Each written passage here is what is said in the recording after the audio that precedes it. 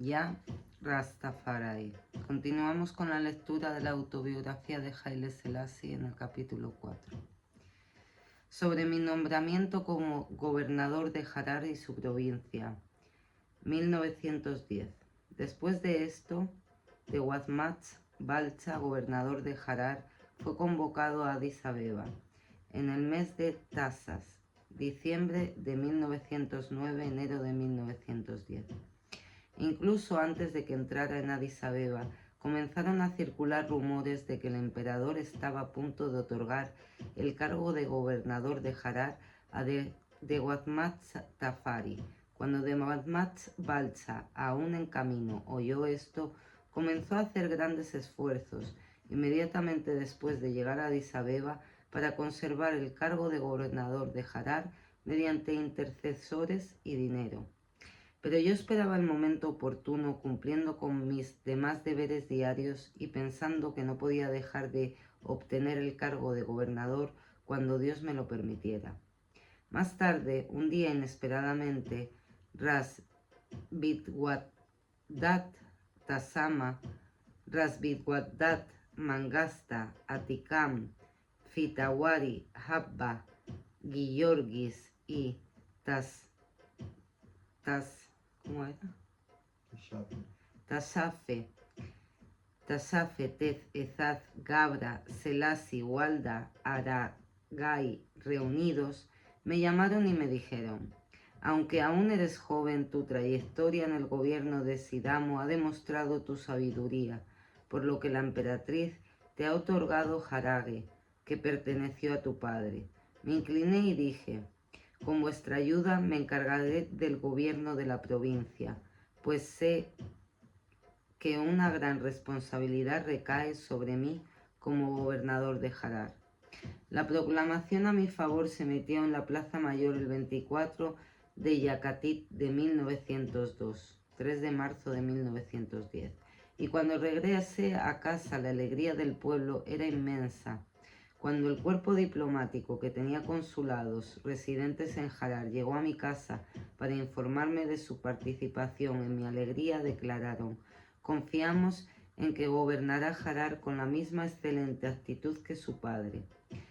Hasta que pude bajar a mi gobernación de Harar, transmití órdenes para que Fitawari, más tarde Dewazmatz Gabri, quien había sido fiel seguidor de mi padre, permaneciera allí y protegiera al país como lugarteniente.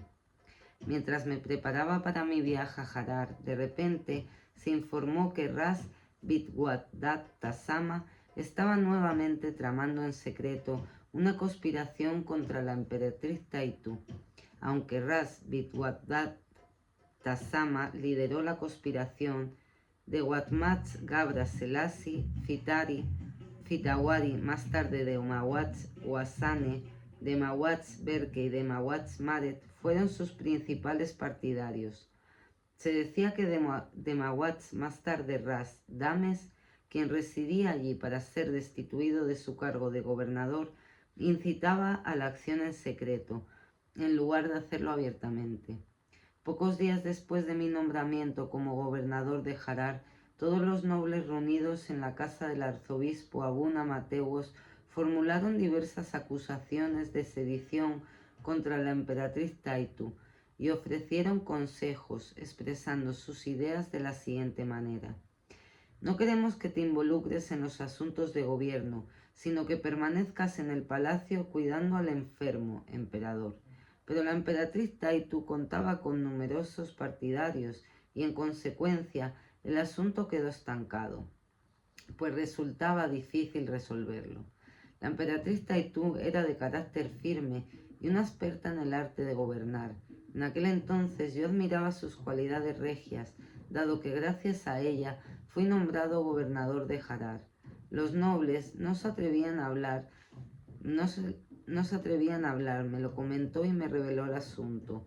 Después de que las cosas permanecieran en suspenso, sin que se hubieran tomado una decisión, durante unos 15 días se convocó una reunión en la casa de Fitawari Habba Guillogis. Todos fuimos citados el 11 de Magabit, el 20 de marzo de 1910, y acudimos allí. Rasbiwadat Tasama también acudió, citado como los demás nobles, para que pareciera que no había intervenido en el asunto. Posteriormente, Fitawari Habba Giyorgis, portavoz de la reunión, declaró: «No estamos satisfechos con todo el trabajo que está realizando la emperatriz Taitu, y en particular con los nombramientos y destituciones. Solo el nombramiento de Demawat Tafari como gobernador de Harar, sucesor de su padre, es aceptable, y solo el suyo puede mantenerse, pero los demás nombramientos y destituciones deben ser anulados. En adelante no debe interferir con nosotros en los asuntos de gobierno». Y el discurso concluyó así: «Todos decimos al unísono que el nombramiento de Demawat Tafari sea válido, pero conviene cancelar los demás nombramientos y destituciones».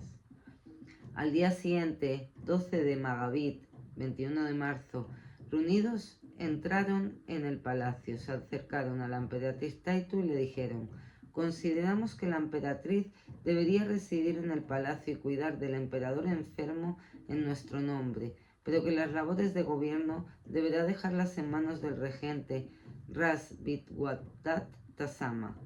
Tras terminar de hablar, la emperatriz Taitu se dirigió a Ras Bitwadat Tasama y le dijo: «¿Por qué culpas a otro cuando sabes que fuiste tú quien planeó y llevó a cabo todo esto? Lo he oído todo con certeza. Lo que realmente me entristece es tu actuación a escondidas.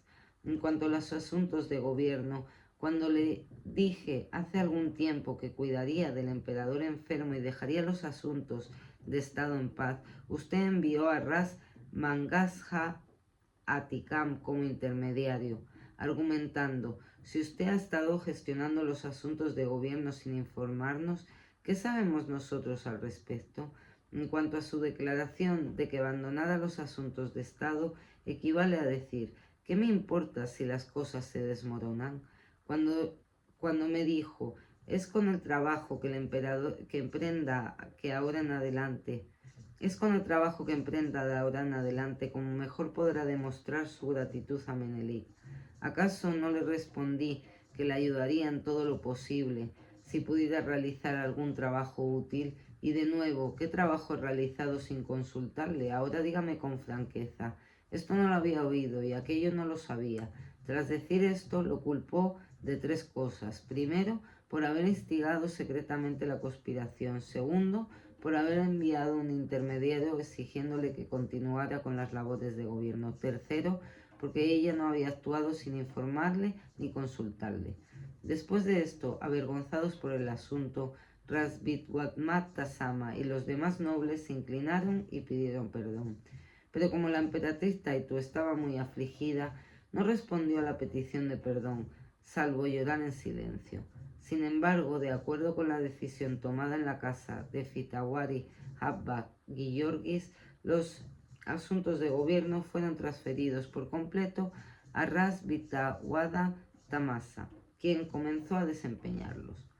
Por este motivo me pareció conveniente esperar antes de bajar a mi gobernación de Harar, pero una vez resueltos los asuntos pedí permiso a Ras Bitwadat Tasama para partir, pero me indicó que esperara.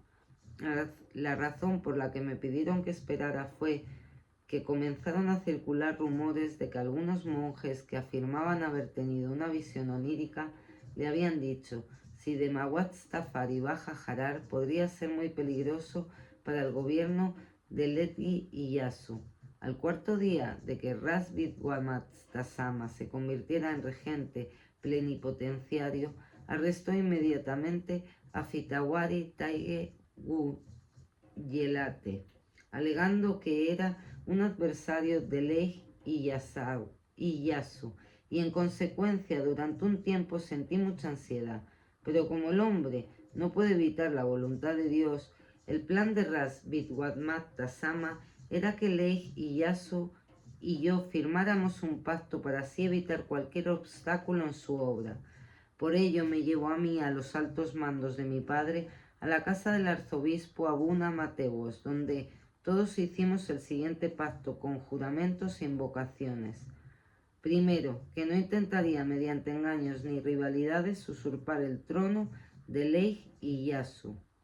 Segundo, que mis oficiales no me aconsejarían mal para apoderarme del trono de Lej Iyasu, que Lej Iyasu, mirándome con ojos rivales, no me destituiría de la gobernación de Harar que ostentaba mi padre, que Rasta Sama, al dar malos y engañosos consejos al Lej Iyasu, no me destituía del cargo de gobernador de Harar ni provocaría mi ruina a causa de mi supuesta rivalidad. Como posteriormente se me permitió ir a Harar, me despedí de los altos dignatarios a quien corresponde despedirse visitando sus respectivas casas. Aunque era un momento muy delicado para despedirme de la emperatriz Taitu, sentí que mi conciencia me reprocharía si me marchaba sin despedirme. Por lo tanto, fui al palacio y me despedí y emprendí mi viaje.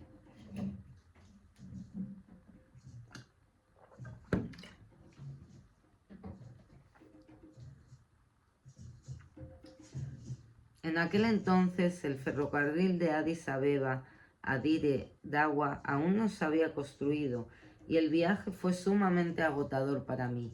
Llegamos a Harar a finales de Miyazya, principios de mayo. Mientras mi lugarteniente en Harar esperaba el día de nuestra llegada a la ciudad, habiendo preparado un gran banquete, coincidió que el día de mi llegada a Harar se informó del fallecimiento del rey inglés Su Majestad Eduardo VII, el 28 de Miyazid de 1902, 6 de mayo de 1910. En consecuencia, ordenamos la cancelación de la recepción prevista en nuestro honor y que la bandera ondeara a media asta.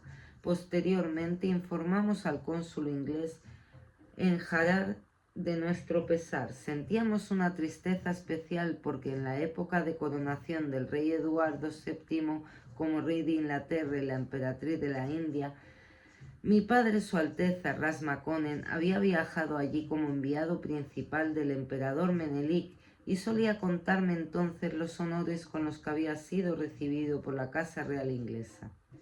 Cuando mi padre llegó a Londres para la coronación y se enteró del aplazamiento del día de la coronación debido a la repentina enfermedad del rey Eduardo, fue a la abadía de Westminster y entregó, según la costumbre observada en nuestro país, Etiopía, a la iglesia como ofrenda votiva una gran cruz de oro y dijo: al llegar a Londres y encontrar al rey en grave peligro, si regresara a mi país sin que se celebrara la coronación, sería considerado un presagio de mala suerte. Por lo tanto, Dios mío, que tu confianza, el rey Eduardo, se recupere por mí. Mi padre me había contado esto y también sé de la existencia de la cruz allí por un encuentro similar cuando visité Londres en 1924. El rey Jorge V me había honrado con su invitación. El entonces arzobispo de Canterbury, el muy honorable Randall Thomas Davison, al mostrarme la abadía de Westminster, me señaló esta cruz dorada y me dijo: es la que tu padre, Ras Makonnen, ofreció como ofrenda votativa por la enfermedad del rey Eduardo. 7 días después, la ceremonia de bienvenida festiva concluyó felizmente y nos pusimos manos a la obra para administrar el país, lo que significaba administrar una gran provincia. Solo los que pueden comprender, quienes han asumido la responsabilidad de ser gobernadores, incluso al plasmar por escrito los asuntos administrativos, las dificultades de la tarea apenas se perciben para quienes solo leen sobre ella. Por tanto, puede parecerles algo común. Sin embargo, yo tenía una carga muy pesada y muy agotadora, diferente a la de otros gobernadores provinciales. Las razones son las siguientes.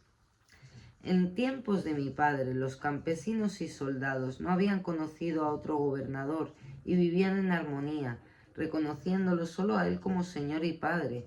Pero tras la muerte de mi padre, debido al mandato de Dematwats Yelma y Dematwats Balcha, esta situación cambió y me correspondía idear un método para gobernar reconciliando a campesinos y soldados y complaciéndolos como en tiempos de mi padre. Dado que mi hermano Dematwats Yelma falleció poco después de ser nombrado gobernador de Harar y de Magwatz Balcha fue nombrado gobernador sucesivamente, 3000 hombres del ejército de mi padre me fueron asignados. Estos 3000 se dirigieron posteriormente a Guayalga, nominalmente como el ejército de Lej y Yasu. Ahora pues, al regresar conmigo, debía reorganizar sus cuarteles. Tercero, muchos de los sirvientes de Magwatz Yelma y de Magwatz Balcha se habían quedado en Harar porque querían estar conmigo y ahora tenía que darles alojamiento también.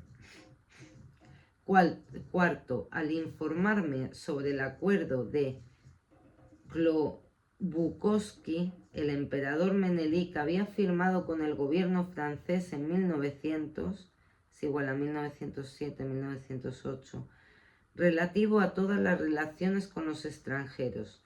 Tuve que asumir las consecuencias de este tratado que había lastrado Etiopía.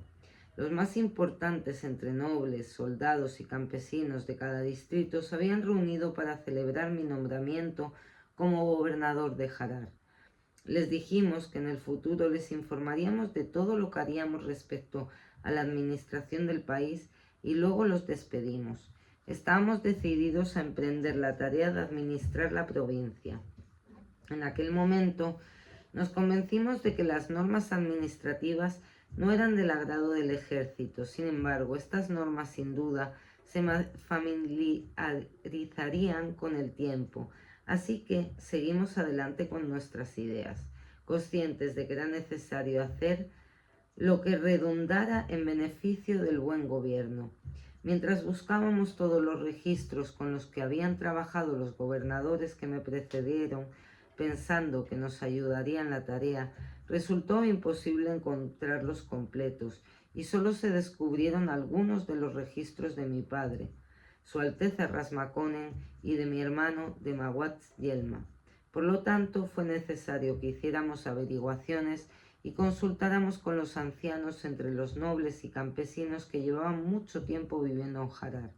Además, el problema del alojamiento de los oficiales y de los soldados se había vuelto muy preocupante. Los cuarteles de los oficiales se encontraban en un distrito, mientras que los de los soldados estaban en otro. Solo se veían durante las expediciones militares, pero no siempre se reconocían, ni de vista ni por la cadena de mando. Estábamos convencidos de que, a menos que oficiales y soldados vivieran juntos en un mismo distrito, desarraigándolos de sus cuarteles actuales y se acostumbraran a verse y a conocerse, sería muy perjudicial para la disciplina que solo se encontraran durante las operaciones militares. Por consiguiente, era necesario conocer en primer lugar el número de tropas y la extensión de sus cuarteles para poder preparar los suministros adecuados. Por lo tanto, ordenamos que recorrieran los distritos de la provincia de Harar, contando a los campesinos con capacidad para pagar impuestos y que nos proporcionaran esa información rápidamente, visitando cada distrito. Cuando los hombres encargados del censo regresaron tras completar su trabajo en un plazo de 3 meses, nos presentaron registros escritos que demostraban que había 70.000 habitantes con capacidad para pagar impuestos. Después de esto, organizamos la gobernación de Harar en 12 grandes distritos, a saber,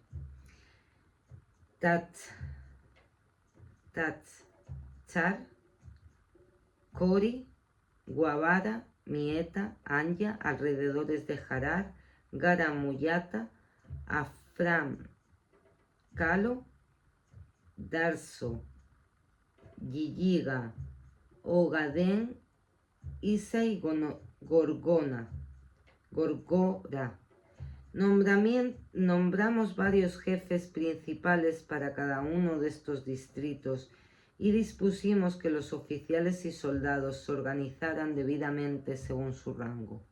Los terratenientes, soldados y oficiales fueron inscritos en el registro y se dispuso que estuvieran disponibles cuando fueran llamados por cualquier motivo.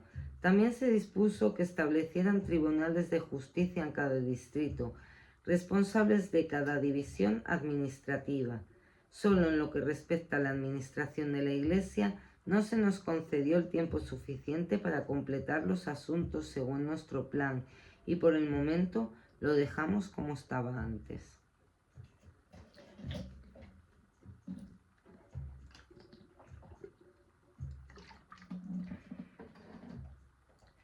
Tras la muerte de mi padre, Su Alteza Ras Makonnen, gran parte de la estructura gubernamental que él había establecido se desmoronó, debido a los frecuentes cambios de gobernadores de Harar. Por lo tanto, estaba convencido de que el yugo del gobierno pesaba sobre los habitantes, pues los gobernadores provinciales, Abagath, y los jefes de distrito, Damina, y los jefes locales, Garada, no protegían a la población con imparcialidad. En consecuencia, comenzamos a buscar una mejora de la situación. El Abagath es, en efecto, el regente provincial. El Damina actúa como intermediario entre la población del distrito y el recaudador de impuestos, para que los habitantes paguen sus impuestos puntualmente. Funciona como supervisor para evitar que el recaudador perjudique a la población, ya sea mediante impuestos o de cualquier otra forma. Algunos daminas están a cargo de entre 20 y 300 campesinos. El Garada es un jefe que da órdenes y actúa bajo la autoridad del damina. Este sistema es el que se ha mantenido vigente hasta ahora, pues se convirtió en costumbre cuando los turcos, es decir, los egipcios, ocuparon Harar por un breve periodo durante unos 10 años. Tras la muerte de mi padre, cuando el marco administrativo que él había establecido se desintegraba progresivamente, algunos recaudadores de impuestos recibían hasta $12 en efectivo, mientras que a los campesinos les resultaba difícil pagar el impuesto sobre la miel correspondiente a sus tierras. Por lo tanto, ordenamos a los gobernadores y recaudadores de impuestos que no perjudicaran a los campesinos con su gobierno, pues habían comenzado a realizar otras acciones similares que perjudicaban a los habitantes. Pero, a menos que el pueblo se enterara de esta orden mediante una proclama, estábamos convencidos de que no podrían impugnar tales imposiciones negándose a pagar. Por consiguiente, promulgamos la siguiente proclama. Proclama. Tú, Abagath, ten cuidado con los ladrones y bandidos en el país que gobiernas como diputado. Si oigo que en cierta provincia han robado a la gente, serán los Abagath quienes les pagarán. Vosotros, que no tenéis amo ni empleo, entrad en la ciudad que he dado a los Abagath y quedaos allí. Pero no molestéis a los campesinos estando en las aldeas. Si los caminos de vuestras respectivas gobernaciones se deterioran, de construirlos para no dificultar el paso a los comerciantes que viajan por el país.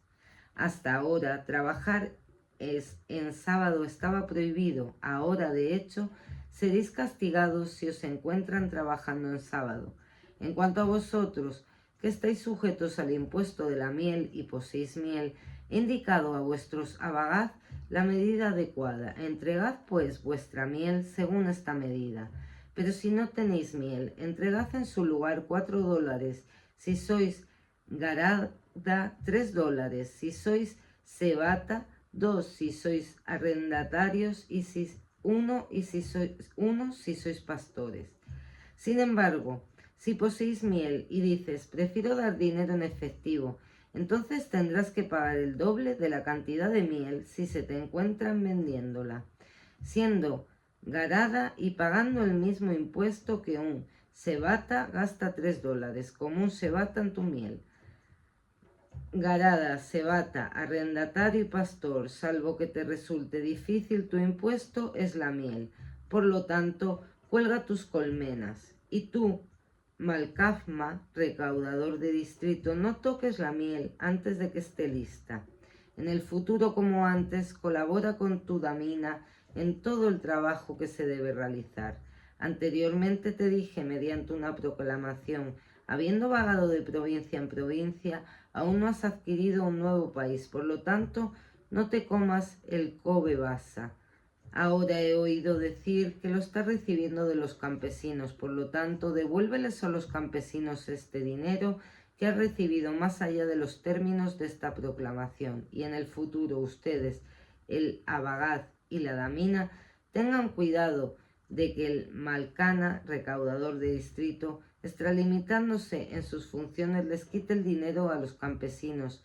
Si los campesinos les informaran sobre el dinero que les han extorsionado en exceso y ustedes persisten en no devolvérselo, y si luego los campesinos no trabajan y vienen a quejarse, entonces la pérdida será suya y tendrán que pagar el dinero y luego recuperarlo de quien se lo quitó a los campesinos. Y en cuanto a ustedes, campesinos, no vengan a verme antes de haber hablado con el abagaz y la damina por las 3 fiestas anuales, es decir, Mascal, Navidad y Pascua. Recibirán $2 cada uno en lugar de cabras castradas. Pero más allá de esto no recibirán nada. Jalar 13 de Hamlet de 1905, o sea, el 21 de julio de 1903. Tras la proclamación, aunque los abagaz y los recaudadores de distrito no estuvieran del todo satisfechos, durante un tiempo, al cabo de unos meses, se acostumbraron a las nuevas normas administrativas y descubrieron su utilidad en cuanto a los campesinos. Al haberse aliviado el yugo del gobierno y los impuestos, todos se dedicaban a su labor con tranquilidad. Hasta aquí el capítulo 4. Hasta aquí la lectura de hoy.